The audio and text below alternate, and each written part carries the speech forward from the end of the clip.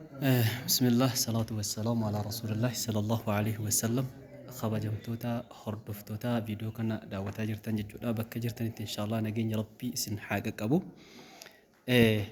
أكو أرجع جرتن إدون إتأرجم نو مكتبة ده من ختاباتي من كتابات أم قلت تم أكو أرجع جرتن جدودا حدونا متى حدونا متى بريدة مكتبان كنس كان أرجمو إدو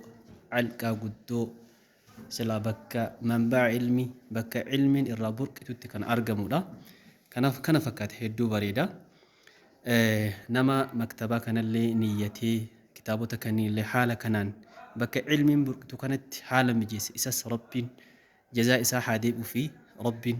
وإن ياد ربين إسا فاقوتو أكسما بروس ربين جنتان إسا هاقم مجيسو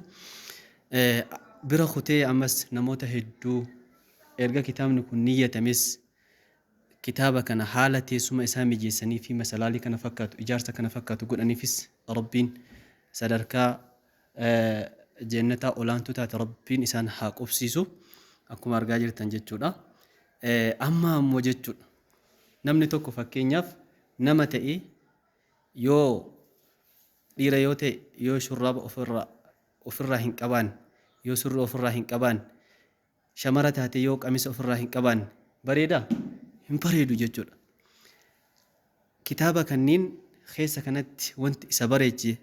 iddoo teessumaa akka namni iddoo ciisichaa qabutti haala mijeeffatee kitaabni kun akka bareedu kan taasise maalidha jennaan masalaalii kana jechaadha yookaan darajaa ijaarame kana jechaadha. Kanaaf kitaabni amma lafatti argitan kuni kuwan iddoo qabatee jira kun argaa jirtan kun hundi kitaaba kitaabota kanallee uffata itti godhuun haala teessuma isaa isaaf mijeessuudhaaf barbaadame kanaaf abbaan rabbi isin laaffise jechuudha. Yoo xiqqaate kitaabota kanneen lafaa ol kaafnee ol qabnee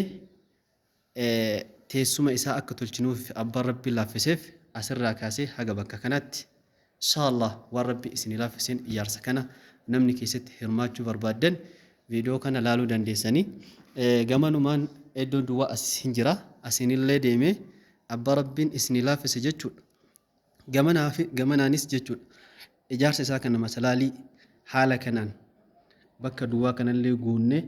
teessuma kitaaba kanaa inshallah akka mijeessinu namni viidiyoo kana daawwatan rabbi isin haa laaffisu rabbi isin haa mijeessu نهندا يرب نحامل كيس سنين جدا إن شاء الله إرجاك نمو نما اتجاه هندا نما رب لا في سيفي وان كان حال مجلس رب اسم حاتيزو والسلام عليكم ورحمة الله وبركاته إن شاء الله.